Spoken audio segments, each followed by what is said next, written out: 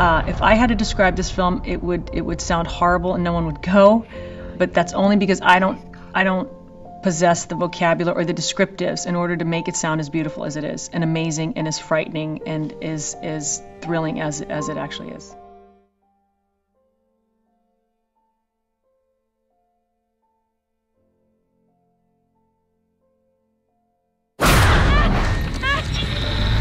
Explorer alcanzado. Explorer, ¿me recibís? Explorer, cambio. Explorer. Astronauta fuera de la estructura. Doctor Stone está fuera de la estructura. Doctor Stone, suéltese. Tiene que soltarse. Si no se suelta, el brazo la va a arrastrar muy lejos. This is such a profoundly beautiful experience that he gives you on such a frightening level in terms of the action sequences and what you do get that's thrilling. And then it has people's lives and their stories sort of unfolding before you that you don't see coming, and you don't see or expect them to end the way that they do or begin the way they do.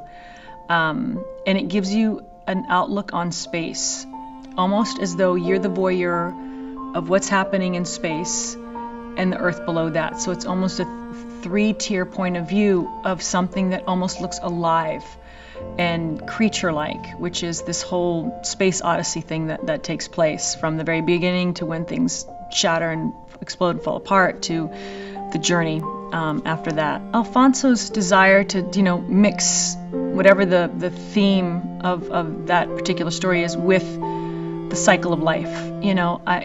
I might be a female in this movie, but she's so removed from anything that makes her womanly. She's almost androgynous. So you have this being that has removed anything that would remind her of what she was like when she was a woman, which was a mother. So she's a robot. She's just, everything is perfunctory. Everything is to serve a purpose, which is to complete this mission, to get this piece of machinery that she's created, which is amazing. Working, installed, get back home, go back to her robotic life, and she's paired with this sort of cowboy astronaut whose life and love is that vantage point where he is right now in space, and that's played by George Clooney, where he loves nothing more than seeing the amazing world from that point of view. He's the cowboy, he's the one NASA loves to talk to, he's the guy that always has the best stories. He's the one that breathes life into every single moment because he's grateful for every single moment. That's what you're going to be able to bring on this amazing ride that at the end you feel like you've just been reborn. You're going to leave the theater hopefully and go, what can I do to make this day amazing, not waste any more time? We just waste. So electric about the minute he's on screen, it's not his face, it's his voice. And you just go by his voice, you go, everything is going to be okay. Because that voice is there, and he just has that voice that makes you feel like it's a friend, it's someone who's been there, will take you on this journey, but everything is going to be okay. And that's how George is. Until he starts causing trouble and you go, it's not going to be okay, because you just have to watch your back at every minute. But he was very well behaved, shockingly well behaved. It was the most collaborative experience I've ever had, and Alfonso being the master collaborator.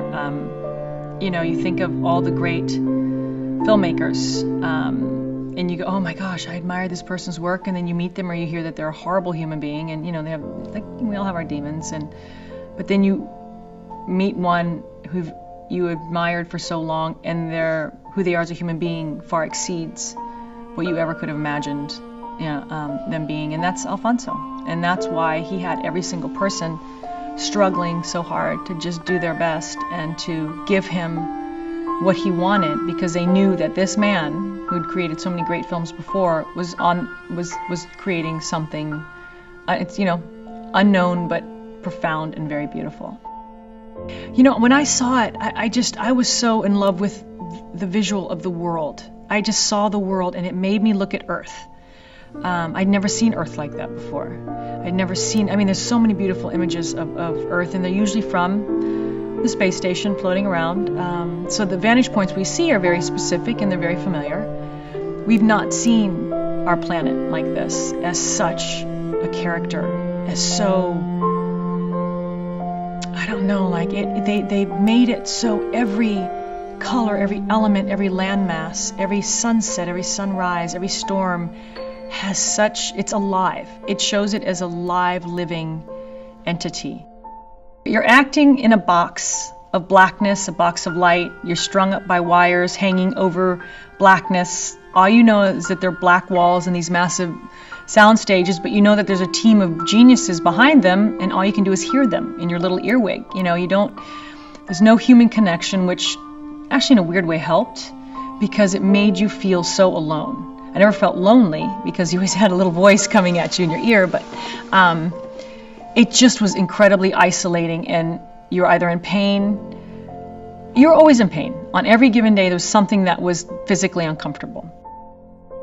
But I think these long sequences that they're able to pull off so seamlessly force the audience to not break away from the moment. They force you to be committed to that moment, and where he uses them is very, very, very pivotal. At the beginning, it's to pull you into this world where they are, so you don't have 1 second to go out and go, oh, this is not real, this just doesn't exist. It doesn't allow you a break. And he uses them so specifically. He's brilliant, and he and Chivo are masters at it. Life doesn't have editing.